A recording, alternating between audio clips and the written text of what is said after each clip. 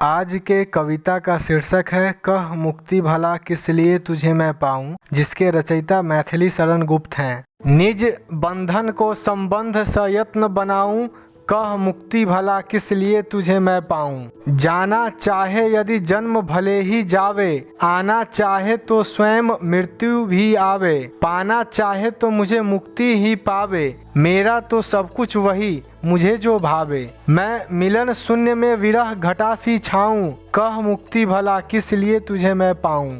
माना ये खिलते फूल सभी झड़ते हैं, जाना ये दारिम आम सभी सड़ते हैं, पर क्या यूं ही ये कभी टूट पड़ते हैं, या कांटे ही चिरकाल हमें गढ़ते हैं। मैं विफल तभी जब बीज रहित हो जाऊं, कह मुक्ति भला किस लिए तुझे मैं पाऊं। यदि हम में अपना नियम और समदम है, तो लाख व्याधियां रहे स्वस्थता सम है। वह जरा एक विश्रांति जहां संयम है, नव जीवन दाता मरण कहाँ निर्मम है। भव भावे मुझको और उसे मैं भाऊं, कह मुक्ति भला किस लिए तुझे मैं पाऊं। आकर पूछेंगे जरा मरण यदि हमसे, शैशव यौवन की बात व्यंग विभ्रम से। हे नाथ बात भी मैं न करूंगी यम से, देखूंगी अपनी परंपरा को क्रम से। भावी पीढ़ी में आत्मरूप अपनाऊं, कह मुक्ति भला किस लिए तुझे मैं पाऊं।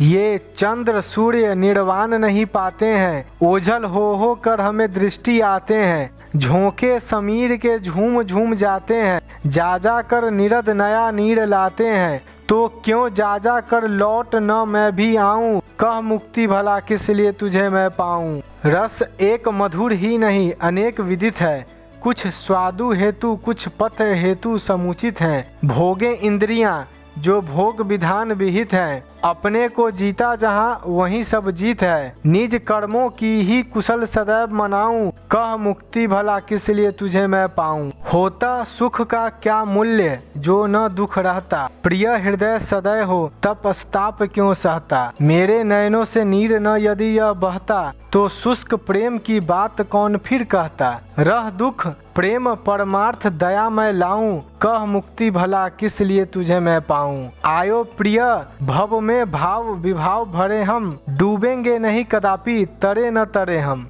कैवल्य काम भी काम स्वधर्म धरे हम, संसार हेतु सतबार सहर्ष मरे हम। तुम सुनो क्षेम से प्रेम गीत मैं गाऊं, कह मुक्ति भला किस लिए तुझे मैं पाऊं। इसका भावार्थ कुछ इस प्रकार से है। गुप्त जी ने यहाँ यशोधरा के माध्यम से यह सिद्ध किया है कि गौतम बुद्ध की तरह पारिवारिक जीवन का त्याग करके मुक्ति की खोज में संसार का भ्रमण करना ठीक नहीं है। सामाजिक दायरे में बंधे रहकर भी हम अपनी भलाई कर सकते हैं। सच्चे सुख की उपलब्धि उस पुष्प को नहीं होती जो समाज की डाली से अलग हट जाता है। वैसे पुष्प का सौंदर्य कुछ ही क्षणों में मुरझा जाता है, सौरभ सूख जाता है। आतप वर्षा आंधी सहकर भी जो पुष्प डाली में लगा हुआ अपना सौरभ बिखेरता है, वह धन्य है। सच्ची सेवा ही सुख की जननी है। यशोधरा कह रही है कि मैं अपने बंधनों में रहकर ही खुश हूँ, मुक्ति मुझे प्यारी नहीं है। अगर जाना चाहे तो यह जन्म भले ही चला जाए, या मेरी मृत्यु ही क्यों ना आ जाए, मुझे इसकी चिंता नहीं है। मेरा तो सब कुछ वही है जो मेरी लालसा है। यशोधरा उदाहरण प्रस्तुत करती हुई कहती है कि यह सत्य है, वृंत पर खिलने वाले सभी पुष्प एक दिन झड़ते ही हैं। ये अनार एवं रसाल अर्थात आम पककर सड़ जाते हैं, लेकिन इनका टूटना और सड़ना निरर्थक नहीं होता। हमारी स्थिति सदैव एक ही समान नहीं बनी रहती, इसमें परिवर्तन होता रहता है। मनुष्य इतना विवश है कि उसे नियति पर कोई भी अधिकार नहीं है। जीवन से निराश होकर दर दर सुख के लिए भटकना ठीक नहीं है। यशोधरा कहती है कि मैं विफल तो तब हो जाऊंगी जब मुझ में सृजन की क्षमता नहीं रहेगी। मुझ में सृजन की क्षमता है, भला मैं मुक्ति की कामना क्यों करूं। यदि हमारे जीवन में नियम कायदे एवं लगनशीलता के प्रति प्रतिबद्धता है, तो लाख व्याधियां भी कुछ अवरोध उत्पन्न नहीं कर सकती है। संयम के समक्ष संशय का कोई भी चारा नहीं चल सकता। अटल धैर्य के सामने वातावरण की भयानकता नहीं टिकती। आत्मशक्ति के सामने कठिनाइयों के पहाड़ बौने हो जाते हैं। बवंडर कर्तव्य निष्ठा के समक्ष पराजित हो जाता है। मरण कभी भी निर्मम नहीं होता, वह तो नवजीवन दाता होता है। जन्म के बाद मृत्यु और मृत्यु के बाद जन्म प्रकृति का अटल नियम है। मुझे यह संसार ही प्यारा लगता है, मुक्ति प्यारी नहीं लगती। संसार में जन्म ग्रहण करके मृत्यु को प्राप्त करने की एक परंपरा है। इस परंपरा में कभी भी कोई परिवर्तन नहीं होता।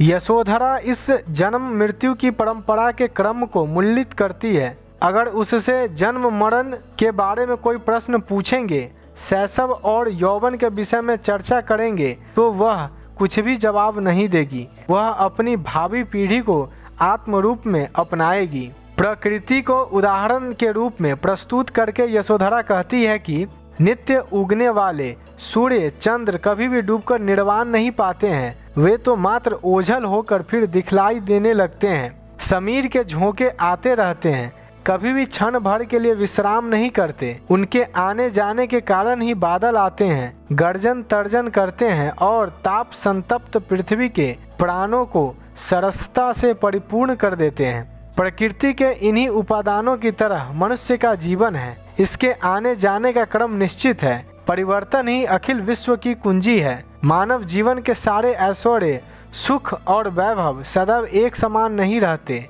इस संसार में एक ही मधुर रस नहीं है, अनेक रस हैं जो सर्वविदित हैं। कुछ रस स्वाद के लिए तो कुछ पथ्य के लिए हैं। भोग विधान में वर्णित रसों को इंद्रियां भोगे। अगर हम अपने आप पर अंकुश नहीं लगा सकते, अपने को नहीं जीत सकते, तो सब निरर्थक है। अपने कर्म को ही प्रमुख मानना चाहिए। इसके द्वारा सारे कार्य संपन्न होते हैं। आनंद का जनक कर्म ही होता है। यशोधरा अपने आप को संसार के बंधन में रखकर ही संतुष्ट रहना चाहती है। जीवन की सार्थकता लोक कल्याण करने में है, न कि आत्म कल्याण के लिए वन वन भ्रमण करने में। वास्तविकता को नजरअंदाज करके संसार से पलायन करना कायरता है। सुख का कोई भी मूल्य नहीं होता अगर दुख नहीं रहता। विरह के ताप से हृदय इसलिए संतप्त होता है कि उसे मिलन सुख की अनुभूति प्राप्त है। मिलन के बाद विरह और विरह के बाद मिलन, यह क्रम सदैव चलता ही रहता है। यशोधरा के नयनों में अगर विरह के अश्रु नहीं बहते तो आज शुष्क प्रेम की बातें वह नहीं करती। उसे दुख स्वीकार है। उसका प्रेम परमार्थ के लिए हो, दया के लिए हो, ऐसी उसकी कामना है। गौतम बुद्ध को संबोधित करती हुई यशोधरा कह रही है कि हे प्रिय, आओ संसार में हम भाव विभाव भरें, हमारा उद्धार होगा ऐसा नहीं कहा जा सकता, लेकिन हम डूबेंगे नहीं। निर्वाण की प्राप्ति भी एक काम है, लेकिन यह जो सारा संसार है इसके प्रति भी हमें कुछ सोचना है। अगर संसार के कल्याण के लिए हमें 100 बार भी जन्म ग्रहण करना पड़े तो ठीक ही है। वह संसार की बाधाओं के बीच रहकर ही जीना चाहती है।